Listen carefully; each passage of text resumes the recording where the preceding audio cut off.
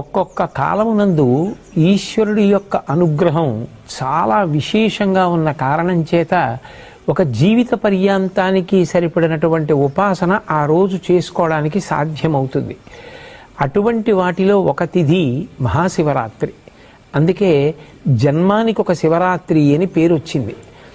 ఆ మహాశివరాత్రి మాఘమాసంలో వచ్చేటటువంటి కృష్ణపక్షంలో అర్ధరాత్రి వేళటికి చతుర్దశి పరివ్యాప్తమైతే దాన్ని మహాశివరాత్రి అని పిలుస్తారు.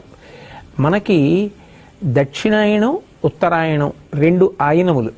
ఇందులో శ్రావణ మాసంలో బహుళపక్షంలో వచ్చేటటువంటి అష్టమి తిథి నాటి అర్ధరాత్రి వేళ కరచరణాదులతో కృష్ణ పరమాత్మ ఆవిర్భవించారు. ఆయన అర్ధరాత్రి రావడానికి కారణం జగద్గురువై లోకమునకు అజ్ఞానపు చీకట్లు పోగొట్టి దేశకాలములతో సంబంధం లేకుండా అందరూ తరించడానికి వీలైనటువంటి ప్రస్థానత్రయంలో ఒకటైనటువంటి భగవద్గీతని ఇచ్చారు. మళ్ళీ అక్కడ నుంచి 6 నెలలు లెక్క పెడితే మాఘమాసం వస్తుంది.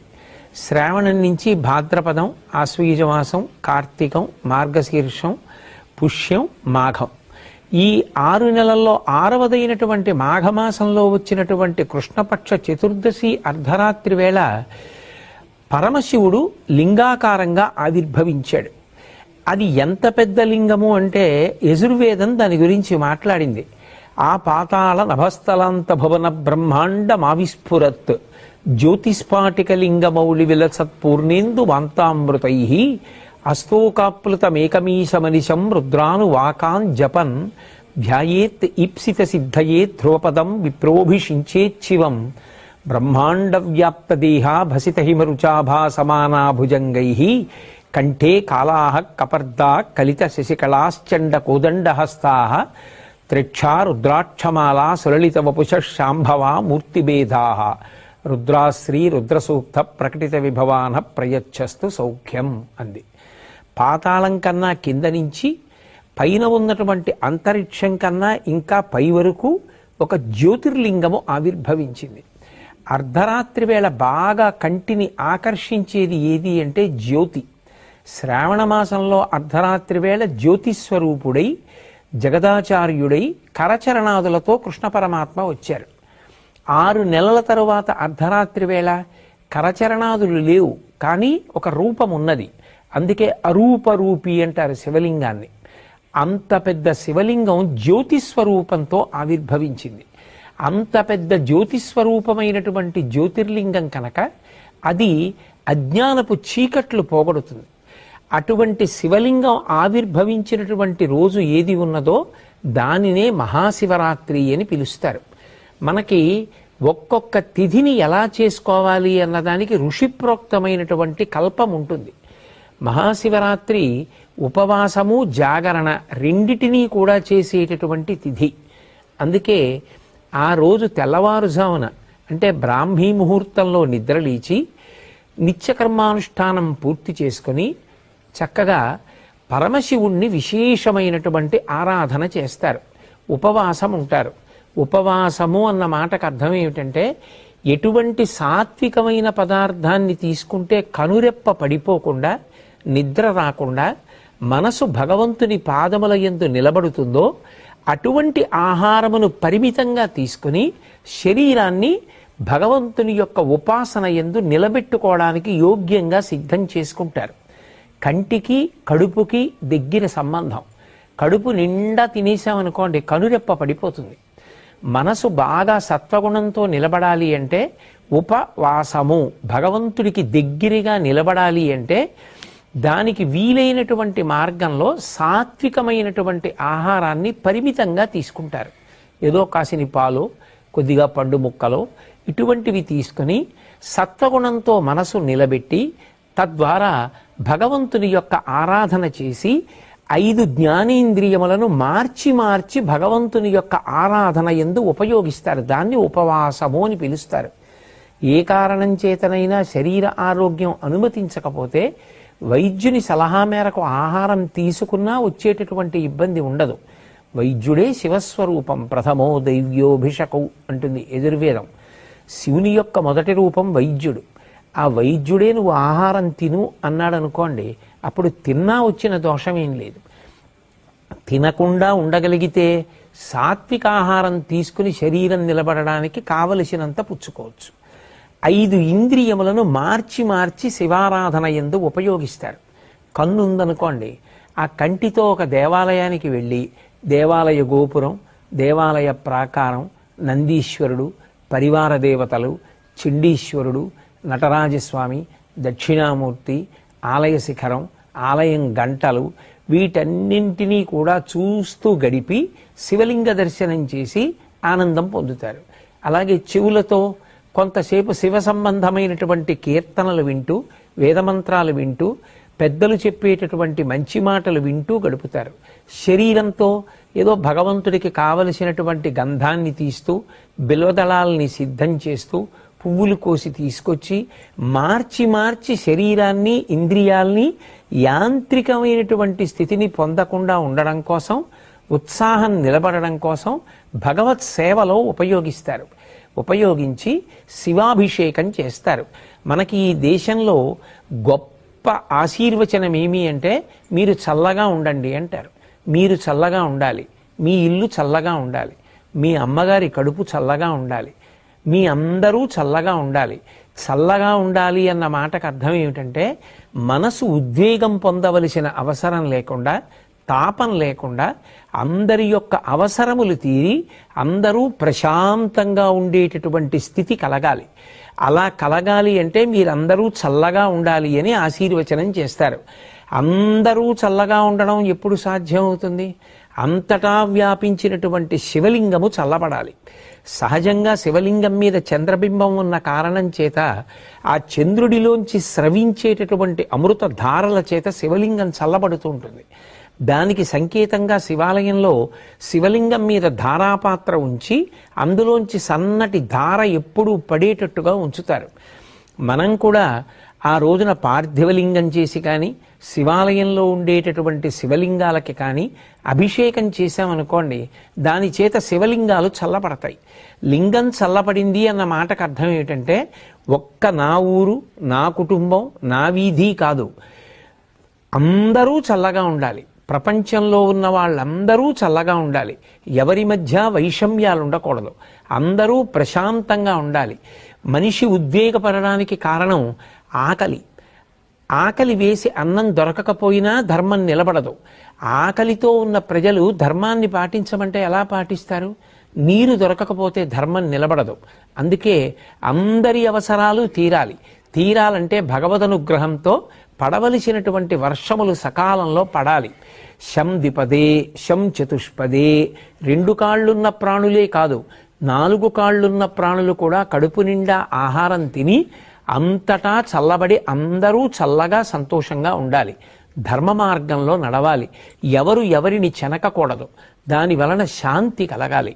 అటువంటి స్థితి కలగాలి అంటే అది కేవలం ఏదో ఒక విషయాన్ని చేస్తే కుదిరేది కాదు. శివలింగాన్ని ఆరాధన చేసి ఆ కాలమునందు శివలింగానికి అభిషేకం చేస్తే ఆ శివలింగం చల్లబడితే లోకమంతా చల్లబడుతుంది. అందరి కోరికలు తీరుతాయి. అందుకే లోకమంతా చల్లగా ఉండడానికి అందరూ తమ వంతుగా చేసేటటువంటి ఆరాధన మహాశివరాత్రి. అటువంటి మహాశివరాత్రి నాడు చక్కగా శివలింగ ఆరాధన చేసి శివానుగ్రహం పొందడము అంటే కొన్ని కోట్ల జన్మలుగా వస్తున్నటువంటి అజ్ఞానపు చీకట్లు విచ్చిపోయి ఈశ్వరానుగ్రహం చేత ఆ జ్ఞానమనేటటువంటి జ్యోతి లోపల వెలుగుతుంది. ఆ జ్ఞానము కలిగితే ఇక మళ్ళీ పుట్టవలసిన అవసరాన్ని పోగొట్టుకుంటాడు. అందుకే జన్మానికి ఒక్క శివరాత్రి అయినా చెయ్యండి అంటారు. ఒక బిల్వదళంతో అర్చన చేయడం, తుమ్మి పూలతో అర్చన చేయడం, పంచామృతాలతో అభిషేకం చేయడం, అలాగే ఆ కాలమునందు దొరికేటటువంటి పుష్పములను సేకరించి ఈశ్వరార్చన చెయ్యడం, భాగవతులందరూ కూర్చుని చక్కగా భజన చేసుకోవడం, ఇవన్నీ కూడా మహాశివరాత్రి నాడు విధింపబడినటువంటి విశేషాలు. దీనితో పాటుగా జాగరణ అనేటటువంటిది మిగిలినటువంటి ఏ తిథి నాడు కనపడనిది ఒక్క మహాశివరాత్రి నాడే కనపడుతుంది. జాగరణ అన్న మాటకు అర్థం ఏమిటంటే మెలకువగా ఉండుట. సాధారణంగా మనందరం మెలకువగా ఎప్పుడు ఉంటాం? పగటి వేళ మెలకువగా ఉంటాం, రాత్రి వేళ నిద్రపోవడం విధింపబడింది. నిద్రపోవాలి తప్ప నిద్రపోకుండా తెలివిగా ఉండకూడదు. కానీ ఒక్క మహాశివరాత్రి నాడు మాత్రం జాగరణ చేస్తారు. జాగరణ అంటే కేవలం తెలివిగా ఉండడం, కేవలం నిద్రపోకుండా ఉండడం అని కాదు దాని అర్థం. జాగరణ చేస్తున్నాడు అన్న మాటకు అర్థం ఏమిటంటే ఆ రోజున మెలకువగా ఉన్నాడు అంటే తనని తాను పరిశీలిస్తున్నాడు, జాగ్రత్త పడుతున్నాడు. ఎందుకు మెలకువగా ఉన్నాడు అంటే ఏదైనా తనని పట్టుకోకూడనిది వచ్చి పట్టుకుంటుందేమో అని జాగ్రత్త పడుతున్నాడు. ఎక్కడి నుంచి వచ్చి పట్టుకుంటుంది? ఏదో బయట నుంచి వచ్చి పట్టుకునేది కాదు. కొన్ని కోట్ల జన్మల నుంచి మళ్ళీ పుట్టి మళ్ళీ చచ్చి మళ్ళీ పుట్టి మళ్ళీ చచ్చి జనన మరణ చక్రమనందు తిరగడానికి కారణం అరిషడ్వర్గములకు వశం కావడం. కామక్రోధ లోభ మద మోహ మాత్సర్యములనేటటువంటి 6 శత్రువులు ఎక్కడో ఉండరు, ఇక్కడే కూర్చుని ఉంటారు. కామక్రోధశ్చ లోభశ్చ దేహే తిష్టంతి తస్కరాహ జ్ఞానరత్నాపహారాయ తస్మాత్ జాగ్రత్త జాగ్రత్త అంటారు. ఎప్పుడూ జాగ్రత్తగా ఉండు. అవి ఎప్పుడు పైకి లేస్తాయో తెలీదు. కామము, క్రోధము, లోభము, మదము, మోహము, మాత్సర్యము అనబడేటటువంటి 6 శత్రువులు కొంచెం ధ్యానం చేసి కొంచెం భక్తిగా ఉందామని ప్రయత్నం చేసేటప్పటికీ లోపల నుంచి ఆ శత్రువు పైకొచ్చి ఆ ఉపాసనని ధ్వంసం చేసి మనిషిలో రాక్షసత్వం కలిగేటట్టు చేస్తాడు. ఒక రాత్రంతా జాగరణ చేయడము అన్న మాటకు అర్థం ఏమిటంటే ఇటువంటివి తన దరికి చేరకుండా ఉండడానికి జాగ్రత్త పడడాన్ని అభ్యాసం చేస్తాడు. వీటన్నిటికీ విరుగుడేమిటి అంటే అవి మనని పట్టుకున్నాయి, మనం దాన్ని పట్టుకోలేదు. కామం నన్ను పట్టుకుంది, కామాన్ని నేను పట్టుకోలేదు. కోపం నన్ను పట్టుకుంటుంది, కోపాన్ని నేను పట్టుకోలేదు. లోభం నన్ను పట్టుకుంది, నేను లోభాన్ని పట్టుకోలేదు. అవి నన్ను వదిలిపెట్టాలంటే దానికి పరిష్కారం ఏమిటంటే ఏది చూస్తే దానికి చికాకు కలుగుతుందో అది కనపడితే అది వదిలేస్తుంది. ఉదాహరణకి జలగ పట్టుకుందనుకోండి, నెత్తురు తాగేస్తూ ఉంటుంది. మీరు జలగ పట్టుకుందని దాన్ని వదిలించుకుందామని పట్టుకుని లాగారనుకోండి, సాగుతుంది తప్ప వదలదు. అందుకే వీడు జలగలా సాగుతున్నాడు రా అంటారు. అప్పుడు ఏం చేస్తారు? జలగ ఎక్కడ పట్టుకుందో అక్కడ ముగ్గు తీసుకొచ్చి వేస్తారు. జలగ నోటి దగ్గర ముగ్గు వేస్తే దానికి ఆ ముగ్గు అంటే పరమ అసహ్యం, వెంటనే వదిలిపెట్టి కింద పడిపోతుంది. ముగ్గు తగిలితే జలగ వదిలిపెట్టేసినట్టు భగవత్ సంబంధమైన విషయములు ఏవి లోపలికి వెడుతున్నా ఇవి పైకి లేవవు. అగ్ని పైకి లేస్తోందనుకోండి, దీప్తమగ్ని వివాంభస అంటారు. నీరు పోసారనుకోండి అగ్ని చల్లారిపోతుంది. నెయ్యి పోస్తే అగ్ని పైకి లేస్తుంది. కోరికలు తీర్చుకున్న కొద్దీ కోరికలు విజృంభిస్తాయి. నాకు కోపం ఎక్కువ అండి అని అదేదో గొప్ప అనుకుంటే కోపం ఎక్కువే అవుతుంది. వాటిని పరిశీలించుకోవాలంటే అవి దేన్ని పోస్తే అణిగిపోతాయో పరిశీలించాలి. ఆ పరిశీలించేటటువంటి రాత్రి ఏది ఉందో, ఏనాడు నువ్వు మెలకువగా ఉండి ఏవి నిన్ను అజ్ఞానపు చీకటిలోకి నెట్టేస్తున్నాయో వాటిని పరిశీలించేటటువంటి రాత్రికి జాగరణమని పేరు. ఆయన జ్ఞానజ్యోతి అయి ఆవిర్భవించినటువంటి పరమ పవిత్రమైన తిథి. ఆ రోజున మనం పరిశీలించడం మొదలు పెడితే మనకి శివానుగ్రహం కలుగుతుంది. ఆయన వచ్చిందే అందుకు. నేను నిన్ను శివుణ్ణి చేస్తాను, నీకు వీటిని గెలవడానికి మార్గాలు నీకే తట్టేటట్టుగా చేస్తానంటాడు. ఒకడు అప్పటి వరకు కోపం గొప్ప అనుకున్నాడు. ఒకరోజు జాగరణ చేసి బాగా ఆలోచించాడనుకోండి, తెలుస్తుంది కోపం వల్ల ఏమి సాధిస్తాను. ఒకవేళ నేను బలవంతుడనై కోపము చేత అవతలవాణ్ణి శాసించినా అది తాత్కాలికం, వాడు మళ్ళీ ఎప్పుడో అప్పుడు తిరగబడతాడు. కానీ ప్రేమ చేత జయించింది శాశ్వతం. అందుకే కోపం కన్నా ప్రేమ గొప్పది అని తెలుసుకున్నాడు. కోపము నన్ను పాడు చేస్తోంది. నేను కోపంతో ఎవరినైనా ఏమైనా అంటే వారు దాన్ని తీసుకోకపోతే అది వారినేం చేయదు. కానీ కోపంతో దుర్భాషలాడి నేను పాపం మూట కట్టుకుంటున్నాను. అందుకే కోపము శత్రువు, దీన్ని నేను దగ్గరికి రానివ్వకూడదు. ఇది పైకి లేస్తుంటే నేనేం చెయ్యాలి? అది లేవకుండా నీళ్లు పొయ్యాలి. ఏమిటా నీళ్లు? ఈశ్వర చింతనము.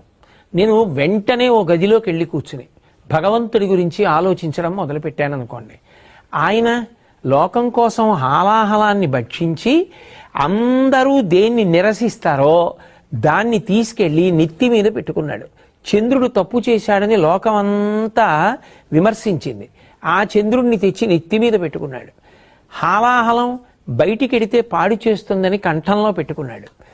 మనం కూడా భగవంతుణ్ణి చూసి మంచిని నేర్చుకోవాలి. నేను కూడా శివుళ్ళ బతకాలి. ఏది లోకాన్ని పాడు చేస్తుందో అది మాట్లాడకూడదు, కంఠంలో దాచుకోవాలి. ఎంత తప్పు చేసిన వాడైనా మారతాను అని వచ్చినప్పుడు నెత్తి మీద పెట్టుకోవాలి తప్ప ఎప్పుడో తప్పు చేశావని దూరం పెడితే మారే అవకాశం ఎలా కలుగుతుంది? శివారాధన చేస్తాడు అన్న మాటకు అర్థం ఏమిటంటే శివుళ్ళ బ్రతకడం అలవాటు అవుతుంది. జాగరణ చేశాడు అన్న మాటకు అర్థం ఏమిటంటే చీకటి పడిందని పడుకున్నాడు తలుపులేసుకొని. ఆ రోజు పడుకోలేదు, మెలకువగా ఉన్నాడు. ఆ చీకటిని గెలవడానికి కారణాలు వెతికాడు. నన్ను అజ్ఞానపు చీకటిలోకి తోసేస్తున్న అరిషడ్వర్గములను నేను ఎలా గెలవాలి?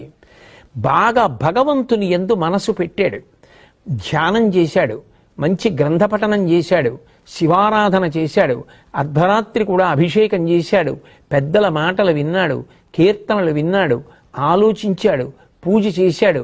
మనసుని మార్చి మార్చి ఇంద్రియములతో కలిపి భగవంతుని యొక్క పాదముల దగ్గర పెట్టగా అరిషడ్వర్గములను గెలవడానికి కావలసినటువంటి మార్గములు ఇక్కడే ప్రచోదనమవుతాయి. ఇప్పుడు ఆ అరిషడ్వర్గములను గెలవడం చేతనైంది. ఆయన ఎవరవుతాడు? పశువు పశుపతి అయిపోయాడు. ఎందుకని? అప్పటి వరకు పట్టుకున్న కర్మపాశములు తెగిపోయి భగవంతుని యందు ఐక్యమయ్యాడు. చిరంజీవన్నేవ క్షపిత పశుపాశ వ్యతికర పరానందాభిక్యం రసయతి రసం తద్భజనవాన్ అంటారు శంకర భగవత్పాదుల సౌందర్యలహరిలో. ఆ భగవంతుని యొక్క అనుగ్రహం కలిగితే కర్మపాశములు తెగిపోతే పశుత్వం పోయి పశువు పశుపతి యందు ఐక్యమయ్యాడు. అలా ఉపాసన చేయడానికి యోగ్యమైన రోజు. ఎందుకని? ఆయనే జ్ఞానజ్యోతిగా ఆవిర్భవించాడు. యావత్ బ్రహ్మాండం నిండిపోయేటటువంటి జ్యోతిర్లింగంగా వచ్చాడు. ఈ రోజున ఎవరు నన్ను ఉపాసన చేస్తారో, ఎవరు జాగరణ చేస్తారో వాళ్ళని నేను అనుగ్రహిస్తానన్నాడు. 84 లక్షల జీవరాశులలో దేశకాలములను తెలుసుకొని ఆ తిథి యొక్క గొప్పతనాన్ని తెలుసుకొని ఉపాసన చెయ్యగలిగినటువంటి శక్తి ఎవరికి ఉంటుంది? ఒక్క మనుష్య ప్రాణికే ఉంటుంది. అందుకే జంతువునాం నరజన్మ దుర్లభం. అటువంటి నరజన్మ ఎత్తిన తరువాత మరి మహాశివరాత్రి లాంటి పర్వదినాన్ని విడిచిపెట్టేసుకుంటే దాని వలన ఎంత ఉపాసన కోల్పోయాం. ఒక జన్మంతా చెయ్యవలసిన సాధన ఒక్క శివరాత్రి నాడు చేస్తే చాలు. అది కాలమునందు కలిసి వచ్చేటటువంటి సమయం. పిల్లవాడు సంవత్సరం అంతా ఎంత కష్టపడి చదివాడు పక్కన పెట్టండి. పరీక్షకి వెళ్ళి రాయడం మొదలుపెట్టిన తర్వాత దూరంగా ఎక్కడి నుంచో వాడికి ఇష్టమైన పాటలు వినపడుతున్నాయి. ఆ 1-2 గంటలే వాడు పరీక్ష మీద దృష్టి వదిలిపెట్టి పాటల మీద దృష్టి పెట్టాడు. ఏమైంది? సంవత్సర ఫలితం పోయింది. సంవత్సరంలో కొంత భాగం బాగా చదువుకున్నాడు, కానీ ఇప్పుడు ఆ పాటలు వినకుండా ఇప్పుడు దీని మీద దృష్టి పెట్టాడు ఒకడు. ఎవడు ఆ సమయంలో దృష్టి పెట్టాడో వాడు సంవత్సరం అంతా బాగా చదువుకుని పరీక్షలో పాటల మీద దృష్టి పెట్టిన వాడికన్నా ఎక్కువ ఫలితాన్ని సంపాదిస్తాడు. ఆ కాలమునందు విలువ ఉంటుంది. పరీక్ష ఆ కాలమునకు ఒక విలువ. ప్రాతకాలము దానికి ఒక విలువ, మధ్యాహ్నము దానికి ఒక విలువ, సాయంత్రము దానికి ఒక విలువ. ఒక సంవత్సరం మొత్తానికి కాదు, ఒక జీవితం మొత్తానికి నరజన్మకి అత్యంత గొప్ప తిథి ఏది అంటే మహాశివరాత్రి. ప్రతీ నెల మాస శివరాత్రి వస్తుంది. దాన్ని మహత్శబ్దంతో పిలిచారు. మహాశబ్దంతో పిలవబడినటువంటి తిథులు మీకు కనపడవు. మహాశివరాత్రి అంటే ఇక ఇంతకన్నా నువ్వు ఉపాసన చేయడానికి తేలికైనటువంటి రోజు రాదు. అందుకే ఆ రోజు మీరు తెలిసి చెయ్యండి, తెలియక చెయ్యండి, కొన్ని కోట్ల రెట్ల ఫలితాన్ని భగవంతుడు అనుగ్రహించేస్తాడు. ఏదో ఎవరో శివరాత్రి ఏదో భగవంతుడి దగ్గరికి ఎడదాం ఇవన్నీ ఆలోచించలేదు. ఆయన ఆవు కట్టుకొయ్య నుంచి పలుపు తప్పించుకు పరిగెత్తింది, ఆయన ఆవు కోసం పరిగెత్తాడు. ఆవు శివాలయంలో దూరింది, ఆయన దూరాడు. ఆవు శివాలయం చుట్టూ తిరిగింది, ఈయన ఆవు కోసం తిరిగాడు. ఆవు బయటికి పోయింది, ఈయన బయటికి పోయాడు. కానీ ఈశ్వరుడు అంటాడు, ఇవాళ మహాశివరాత్రి, నువ్వు తెలిసి వచ్చావో తెలియకొచ్చావో నాకు అనవసరం. ఆవు కోసం వచ్చావో దూడ కోసం వచ్చావో నా చుట్టూ తిరిగావు కదా, నువ్వు ఇవాళ చేసిన ప్రదక్షిణాన్ని కోట్లతో హెచ్చించి నీకు ఫలితాన్ని ఇస్తున్నానంటాడు. అంటే ఒక్కొక్క కాలమునందు చేసేటటువంటి ఉపాసనకి అంత శక్తి ఉంటుంది. అయినప్పుడు ఇంత గొప్ప తిథి మనకి దగ్గరలో ఉన్నప్పుడు మనం దాని గురించి తెలుసుకుని సమాయత్తమై మనకి శరీరం ఎంతవరకు అనుమతిస్తే అంతవరకు, ఆరోగ్యం ఎంతవరకు అనుమతిస్తే అంతవరకు, మరీ ఛాందసత్వానికి పోకుండా, శక్తి ఉన్నప్పుడు చెయ్యగలిగినది విడిచిపెట్టకుండా సమతౌల్యాన్ని పాటిస్తూ మనసుని భగవంతుని యందు పెట్టడం అన్నది ప్రధానం చేసుకొని ఇంద్రియములతో కలిపి మనసుని మార్చి మార్చి భగవంతుని యందు పెట్టి ఆయన చేసిన ఉపకారములను స్మరించి మనం భగవంతుని యందు చేరిపోవడానికి నరజన్మ అనేటటువంటిది అత్యంత ప్రధానమైనది కాబట్టి సద్వినియోగం చేసుకోవడానికి అపూర్వమైనటువంటి రోజు ఈ మహాశివరాత్రి.